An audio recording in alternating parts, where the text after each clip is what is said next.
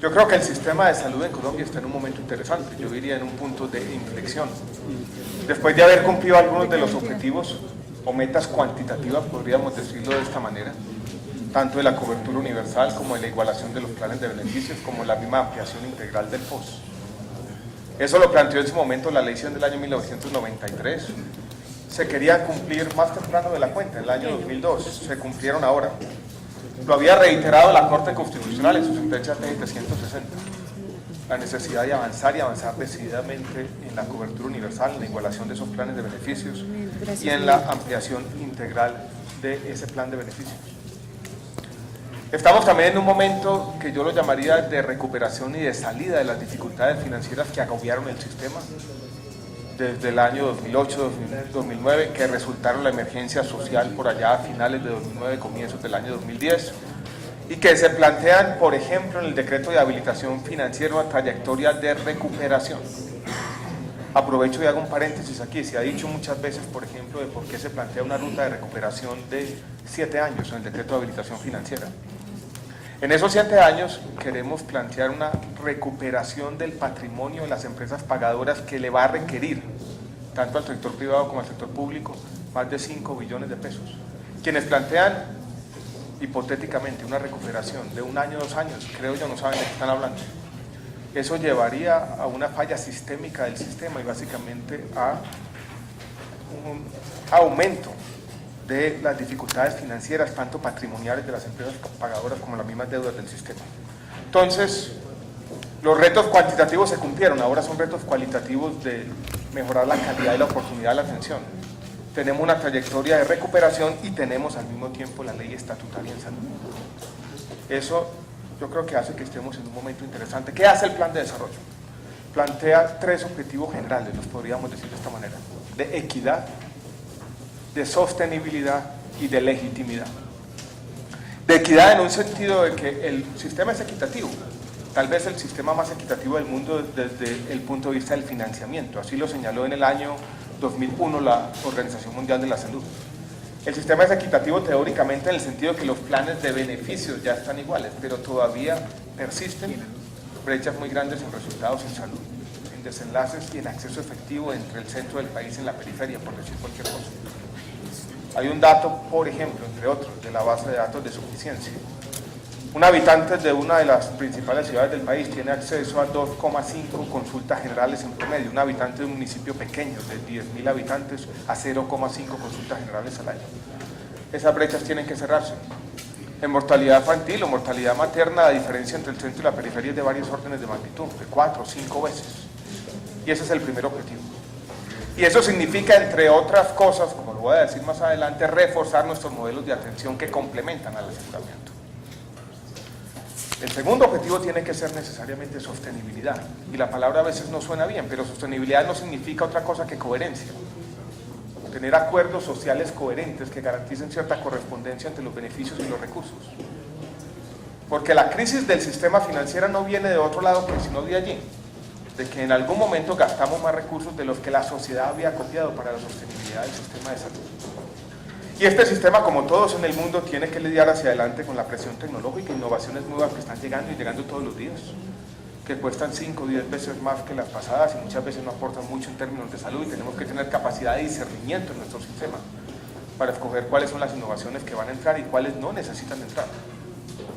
Tenemos al mismo tiempo un envejecimiento de la población, sobre todo en el centro del país, como resultado de la transición demográfica que tuvimos 35 o 40 años atrás, que fue muy rápida, tal vez la más rápida de América Latina. Y tenemos, si ustedes lo viven todos los días y lo tienen que sufrir como lo sufrimos nosotros, unas clases medias, sobre todo urbanas, que demandan de nuestro sistema de salud una atención inmediata y que demandan muchas veces acceso a las mismas tecnologías, el mismo que se tiene en los países desarrollados, que gastan 10 veces, 20 veces más como en Estados Unidos de lo que gastamos nosotros en salud. Entonces tenemos que ser capaces, con el plan de desarrollo, con la ley estatutaria, con los desarrollos posteriores, de tener un aumento progresivo de esos beneficios y límites razonables que tienen que tener todos los sistemas de salud. Aquí tienen que existir límites razonables. Lo otro es demagogia. Y vamos a tener que tener también hacia el futuro un esfuerzo concertado entre todos los agentes para recuperar la confianza pública y para tener legitimidad ante los ojos de la población. Porque aquí estamos sentados en una paradoja, y yo lo he dicho en otros escenarios y lo repito aquí. Los logros del sistema de salud en Colombia, cuando los miran desde afuera, no solo con curiosidad, sino con admiración. Siempre nos dicen lo mismo, ustedes hacen mucho con muy poquito, el plan de beneficios que tienen, financiado con un gasto en salud de $600 por habitante, no sé cómo hacen. Los logros en términos de resultados en salud, de aumento de la esperanza de vida, de disminución de la mortalidad infantil, de disminución de muchas de las enfermedades transmisibles. Los logros en términos de protección financiera, teniendo el gasto de bolsillo más bajo de la región. Los logros incluso, en términos de ciertos indicadores autorreportados de estado de salud, son buenos. Y coexisten o conviven con una pérdida de legitimidad del sistema. Entonces, por eso hablamos de equidad, sostenibilidad y legitimidad en el Plan Nacional de Desarrollo. Hay una serie de estrategias desplegadas allí, presupuestales, de fortalecimiento de los prestadores, de incluso tener unos mejores incentivos y una mejor distribución del riesgo para que los incentivos estén alineados y no tan enfrentados como están hoy en día. Por ahí está Alejandro. Y es en ese sentido que tenemos que entender el articulado, y antes de entrar al articulado yo quisiera decir algo sobre la ley estatutaria. Se ha dicho que hay contradicciones entre la ley estatutaria y lo estipulado en el Plan Nacional de Desarrollo. Yo simplemente no creo que eso sea así. Se habla de plan de beneficios en la ley del plan de desarrollo porque en todo caso la ley estatutaria habla de que tenemos 2 años para redefinir el plan obligatorio de salud. Y en 2015-2016 vamos a tener que vivir con el POS como lo tenemos hoy en día. Y después vamos a tener un plan de beneficios redefinido de otra manera, más implícito que explícito, más basado en exclusiones que en inclusiones. Pero también vamos a tener que tener un plan que tenga límites razonables. Ningún sistema de salud del mundo dice yo estoy abierto a todas las tecnologías y además yo tengo plena autonomía para que sea cada médico especialista en que todos los días define el plan. Esa es una utopía. Y esa es una interpretación maximalista y equivocada que se ha hecho en la ley estatutaria, que vale la pena aclarar y aclarar de manera fehaciente. Entonces yo no creo que exista la tal contradicción entre el plan de desarrollo y la ley estatutaria. Existe una contradicción entre interpretaciones equivocadas de la ley estatutaria y lo que estipula el Plan Nacional de Desarrollo. Pero esas interpretaciones ni siquiera consultan lo que dijo la sentencia en sus 534 páginas, donde es muy clara en que tiene que existir progresividad y donde es muy clara que el sistema tiene que convivir con límites razonables. Es en ese sentido que podemos empezar a entender los diferentes artículos. Y el primero es el artículo que define los modelos de atención en salud. No es el modelo de salud, es el modelo de atención para lograr una mayor estandarización y decir el modelo de aseguramiento como fue concebido, como un modelo, si se quiere, de subsidios a la demanda, necesita mayor rectoría desde el punto de vista de la oferta. Y necesita entender primero que existen realidades regionales distintas, que necesitan por parte del Ministerio de Salud una normatividad. Y por eso hablamos de 3 diferentes modelos de atención, uno para las ciudades principales, otro para los municipios intermedios y otro para las zonas dispersas. Donde lo que quiere hacer el Ministerio, allí se enuncia, es definir cómo vamos con los diferentes actores del sistema a abordar la atención en salud. Les doy un ejemplo, el modelo de zonas dispersas, que es, si se quiere, un anticipo de lo que quiere hacer el Plan Nacional de Desarrollo, que estamos implementando en el departamento de Guainía. Allí lo que vamos a decir es, mire, no tiene mucho sentido tener varios aseguradores, vamos a tener un único asegurador. Vamos a tener una red en los hospitales públicos. Vamos a definir cómo se va a hacer la atención primaria en salud. Vamos a definir, dadas las características de la población, que aquí tiene que haber interculturalidad. Vamos a definir las condiciones con las que deben operar los centros y los puestos de salud y la empresa social del Estado de la capital del departamento, en compañía de hospitales universitarios que van a servir para hacer cierto acompañamiento, padrinos, como lo llamamos en el decreto. Es eso lo que quiere hacer ese artículo del modelo de atención. Se ha confundido como una especie de cheque en blanco al Ministerio para que el Ministerio defina el modelo de salud en sus lineamientos o criterios generales. No, lo que quiere el Ministerio es disminuir la heterogeneidad, casi la anarquía con la que ha convivido por 20 años el sistema de aseguramiento, que cada EPS dice yo tengo este modelo de atención Y a mí se me ocurre entonces que yo voy a operar aquí con puestos de salud de esta manera, o yo voy a hacer atención primaria, no lo voy a hacer. Véanlo como esto, como una forma de aumentar la regulación, de tener mayores controles, para que, entre otras cosas, tengamos una idea clara de cuáles son los resultados que está teniendo el modelo en términos de resultados en salud y otros, y podamos entonces hablar seriamente de que esas brechas van a comenzar a cerrarse. Ese es uno de los primeros artículos, el artículo 61, que habla del modelo de atención. Después tenemos otro artículo que también ha generado una discusión, que es el artículo de la unidad de gestión, que es una reforma administrativa al sistema, en particular una reforma al FOSIGA. Quiero que entendamos ese artículo como una reforma al FOSIGA, que es el fondo que administra los recursos públicos de la salud, de las diferentes fuentes, fiscales y parafiscales. Hoy en día, y Oscar Darío y ustedes algunos han vivido, y la doctora Liliana, el sistema de salud tenemos las diferentes subcuentas que definió la ley 100 en principio. ¿Qué ha pasado con las diferentes subcuentas? Que muchas veces algunas acumulan excedentes y las necesidades están de otro lado. Tuvimos circunstancias históricas, por ejemplo, año 2009 y 2010, donde tuvimos que tener préstamos intercuentas.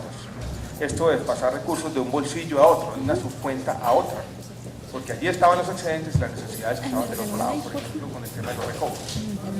Hay un principio fundamental de unidad de caja que nos dice es mejor no tener esa subcuenta. Entonces vamos a hacer en esa reforma del FOSIGA un primer paso, y es eliminar las subcuentas. Segundo, centralizar los recursos manteniendo la titularidad. Y tercero, vamos a centralizar algunas de las labores que hoy en día hemos delegado al administrador fiduciario. Estuve esta mañana en una reunión con algunas compañías farmacéuticas y me dicen: mire lo que está pasando con el FOSIGA, que lleva 4, 5, 6 meses con demoras en los pagos o liquidaciones de recobros de esta naturaleza. ¿Qué pasa ante esa duda? Nosotros tenemos que ir en el ministerio y básicamente preguntarle a un administrador fiduciario a ver si de pronto nos dan información y nos informan qué está pasando. Históricamente delegamos la administración de un fondo virtual en unos administradores que no solamente, administradores fiduciarios, que no solamente están haciendo lo que debe hacer alguien que maneja una fiducia, sino han centralizado labores misionales, que entorpecen muchas veces lo que debe hacer el sistema de salud o el ministerio, y no nos garantiza, entre otras cosas, repito, un acceso oportuno a la información.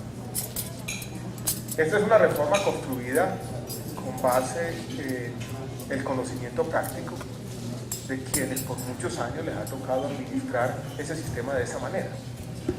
No es la creación de un fondo único pagador, no es la eliminación de la labor de aseguramiento por parte de las EPS, es una labor administrativa que mejora la operatividad del FOSIGA, y vuelvo y repito, está concentrada sobre todo en esos tres aspectos: la eliminación de las subcuentas, la centralización de los recursos y la recuperación de algunas misiones o actividades misionales que hoy en día habían sido delegadas a unos administradores fiduciarios. Otro artículo interesante y que ha generado también discusión, es una discusión necesaria, es el artículo sobre la declaración de emergencia sanitaria y o eventos catastróficos. Ese artículo, entre otras cosas, surge de una experiencia que tuvimos en el Ministerio de Salud y Protección Social en los meses finales del año pasado, cuando estábamos diseñando nuestro plan de preparación para el ébano. Después voy a hablar de 64. Y en ese artículo nos dimos cuenta que para el ministerio hacer lo que dice este artículo que debe hacer, determinar las acciones que se requieran para superar las circunstancias que generaron esa emergencia, teníamos problemas. Por ejemplo, necesitábamos decirles a hospitales públicos y a IPS privadas: ustedes deben funcionar como IPS designadas, pues si tenemos un caso potencial de ébola. Muchos nos decían que no. Aquí en la ciudad de Bogotá, por ejemplo, fue un problema con los públicos y los privados que encontraron una IPS designada. Y nos dimos cuenta que en el caso de un problema complicado, grave de salud pública, el ministerio carecía de las capacidades necesarias para manejar la situación. Y ese artículo 65 en parte lo que quiere es darle al ministerio esas competencias y capacidades. El artículo 64 lo que está haciendo es aumentando las competencias de la Superintendencia de Salud para que tenga unas similares a las que tiene, por ejemplo, la Superintendencia Financiera, y que nos permita resolver, entre otros, el problema de salud. Sin esas competencias va a ser muy difícil llegar a una solución idónea, rápida, expedita, como queremos hacer esas cosas, dada su naturaleza cooperativa, dadas las capacidades que necesitamos, entre otras cosas, para hacer las sesiones de contratos, dada la única solución que estamos vislumbrando para ese tema tan complejo, y es aislar las deudas y los activos de un lado y empezar de nuevo en ese disputa del otro lado, que entre otras cosas permita suplir para el vacío que llega, o permita hacer las tres cosas que tenemos que hacer, para decirlo claramente: la responsabilidad con los afiliados, la responsabilidad con los prestadores para pagar las deudas y la responsabilidad con los trabajadores de la salud, más de 30.000 que hay en las diferentes empresas sanitarias. Después de mirar este tema por todos los lados, y hoy estamos trabajando semanalmente con Fogafín, entre otros, nos dimos cuenta que necesitábamos un fortalecimiento legal de las capacidades de la Superintendencia de Salud, y eso es lo que está haciendo el artículo 64. Los artículos 66, 67 y 68 sobre patentes y licencias, sobre negociación centralizada de medicamentos y sobre registros sanitarios, quiero que lo entendamos como un fortalecimiento de nuestras políticas farmacéuticas, de lo que estamos haciendo en términos de regulación de precios de medicamentos, lo que estamos haciendo en términos, por ejemplo, de competencia en los mercados de medicamentos biotecnológicos, y lo que estamos haciendo en términos de transparencia en las relaciones entre los médicos y la industria farmacéutica. Estos artículos los fortalecen. El gran desafío de los sistemas de salud, e insisto en este punto, es cómo lidiar con las innovaciones tecnológicas, con la presión tecnológica. El artículo de patentes es una manera, entre otras, de hacer eso. Y dice que el Ministerio de Salud le va a informar a la Superintendencia de Industria y Comercio sobre la pertinencia de ciertas patentes. Y puede decir: mire, esta patente lo que está haciendo es permitiendo un monopolio para este medicamento, cuando ese monopolio de pronto no nos está aportando mucho en términos de salud pública en un país donde ese medicamento va a ser pagado en un 80 o 90% con recursos públicos de la salud.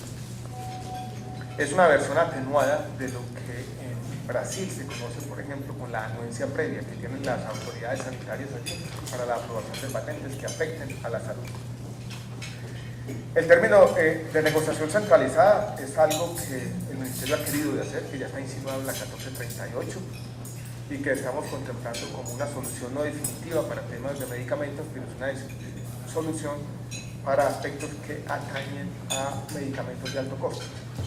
Podría tener sentido, por ejemplo, hacer ciertas compras centralizadas de medicamentos de alto costo para temas de hemofilia, por ejemplo, que hoy en día se pagan con recursos no pocos.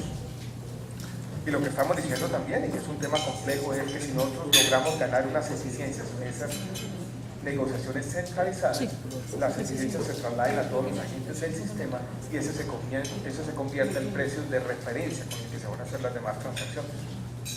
Una forma, vuelvo y repito, de aprovechar las eficiencias que trae la compra centralizada de medicamentos. En los temas de registros, y sobre todo en el contexto de la ley estatutaria, lo que estamos diciendo es propendiendo por una coordinación entre el INVIMA, donde tiene la puerta de entrada y hace los estudios de seguridad y eficacia, el Instituto de Evaluación de Tecnologías IETS, que hace los estudios de efectividad y sobre todo de costo-efectividad, y el Ministerio, que regula precios. Esos tres procesos se veían como procesos separados. Ahora, con la ley estatutaria, que vamos a estar más expuestos a la innovación tecnológica, lo que estamos diciendo es que en algunos casos vamos a tener que hacerlo juntos y vamos a tener que tener los estudios de seguridad y eficacia sobre la mesa, lo que está diciendo el IES sobre costo-efectividad, y vamos a exigir precios regulados para la entrada de medicamentos. Colombia es un país sui generis en el mundo. Si ustedes están en Inglaterra, por ejemplo, hay un registro de la agencia sanitaria. El país tiene que esperar a la evaluación por parte del Instituto de Tecnologías para decidir si paga con recursos públicos ese nuevo medicamento. En Colombia tenemos el registro sanitario y vía Aeropost lo estamos pagando al otro día. Y eso se puede constituir en un desangre para el sistema, como ha ocurrido históricamente. Lo que estamos diciendo entonces es, en muchos casos, es eficiente que los procesos de regulación de precios y de registro sanitario se den simultáneamente, para que cuando tengamos el registro sanitario tengamos de una vez el precio regulado y no pase lo que ha pasado históricamente. Y son abusos sistemáticos mientras se da la regulación. Eso es lo que quiere hacer el artículo 68, que es complejo, que lo tenemos que hacer tratando de garantizar objetivos que a veces son opuestos. Uno, que al país puedan llegar las nuevas innovaciones, y los otros, pero que solo lleguen las nuevas innovaciones y que esto no vaya a ser una quiebra para el sistema. Yo quiero transmitirles un poco la complejidad de estos temas y cómo estos temas tenemos que adaptarlos a un debate global difícil. Tenemos unas nuevas medicinas, por ejemplo, para la hepatitis C. El tratamiento anual cuesta $85.000, $100.000 al año, $1.000 por pastilla. Todos los países del mundo, los países desarrollados están diciendo cómo vamos a hacer esto. Vi un dato este fin de semana que decían en el estado de California puede valer más pagar por ese medicamento que el financiamiento de la totalidad de la educación pública. Si aquí no fortalecemos nuestra política farmacéutica, no fortalecemos la puerta de entrada, no tenemos una política coherente para lidiar con la innovación y la presión tecnológica, y nos aferramos a una ilusión vana de que con el plan o con la ley estatutaria aquí todas las innovaciones ya están disponibles para quien quiera hacerlo sin regulación. El sistema de salud dura 6 meses. Esto tiene que hacerse, la ley estatutaria, compatible con la necesidad de límites razonables y una política farmacéutica seria, que es lo que queremos hacer en el plan de desarrollo. Hay otros artículos que son artículos, dijéramos, de carpintería de todos los días del ministerio necesarios. Por ejemplo, el que nos permite ir pagando las deudas acumuladas históricas del FOSIGA con las EPS en términos de recobros, darnos un poco más de tiempo para un proceso completo. Ese es el artículo 70. Y quiero referirme también al artículo 71, que ha generado un debate, creo yo, también equivocado. El artículo 71 fue concebido con dos partes inicialmente.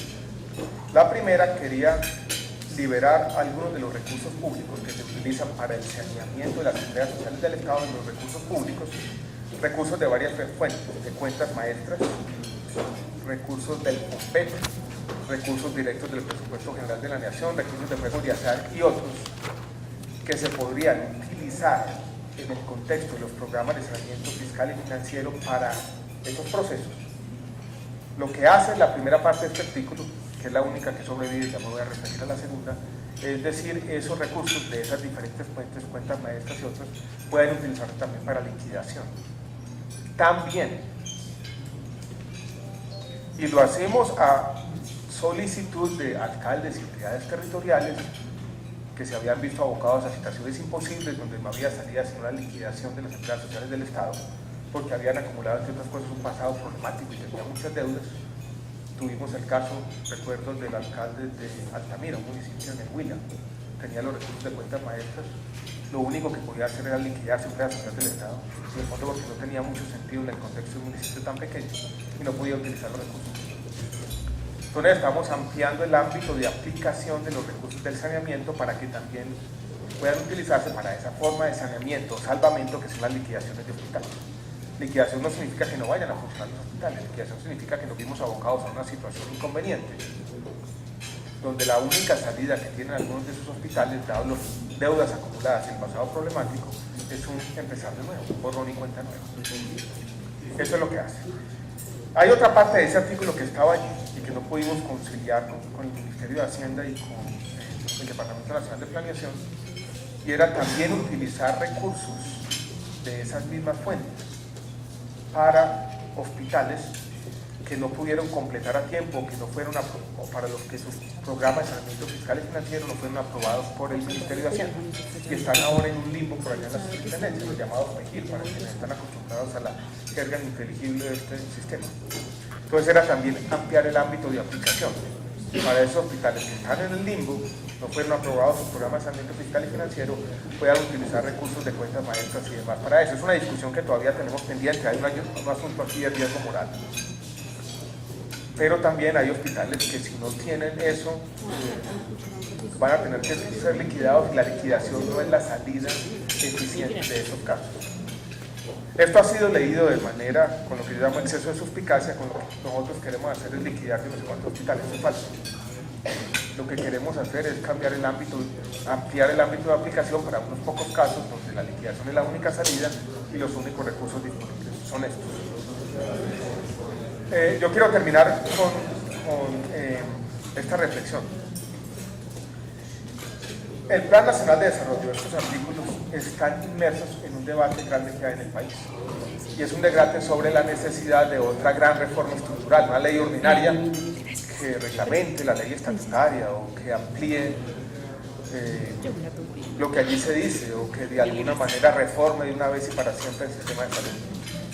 La posición del Ministerio desde hace un tiempo, yo diría por lo menos desde mediados del año pasado, es que nosotros no vamos a entrarnos en una aventura reformista del sistema de salud, que no se necesita una reforma estructural, que lo que necesitamos es seguir practicando un gradualismo eficiente, soluciones concretas para problemas concretos, que esas grandes aventuras reformistas, reformas estructurales en las que yo no creo, terminan es con mucho calor, poca luz, generando inseguridad jurídica, creando más problemas de los que solucionan, llevándonos a discusiones inconvenientes, ideologizadas, y donde, como lo vivimos hace un tiempo, los ideólogos revuelven las aguas y los intereses pescan en el río revuelto. Eso fue un poco la historia de lo que nos ocurrió con la ley ordinaria. Entonces, que aquí lo que necesitamos es una aplicación a reformas concretas, específicas, basadas en el conocimiento práctico y que nos permitan avanzar en esta transición como toca, con responsabilidad, protegiendo los recursos públicos y teniendo en cuenta que uno no puede, en el contexto, por ejemplo, el decreto de habilitación financiera, decir, le estamos pidiendo al sector público y privado que capitalice en un sector problemático, complejo, 5 billones de pesos al mismo tiempo, entonces vamos a crear toda la inseguridad jurídica con más aventuras reformistas. Lo que hay en el plan de desarrollo es eso, es una versión decantada de lo que necesita el sector, que creo yo, repito este punto, no necesita más reformas estructurales, sino reformas específicas puntuales con las que estamos aquí proponiendo. Yo dejaría la explicación por ahí.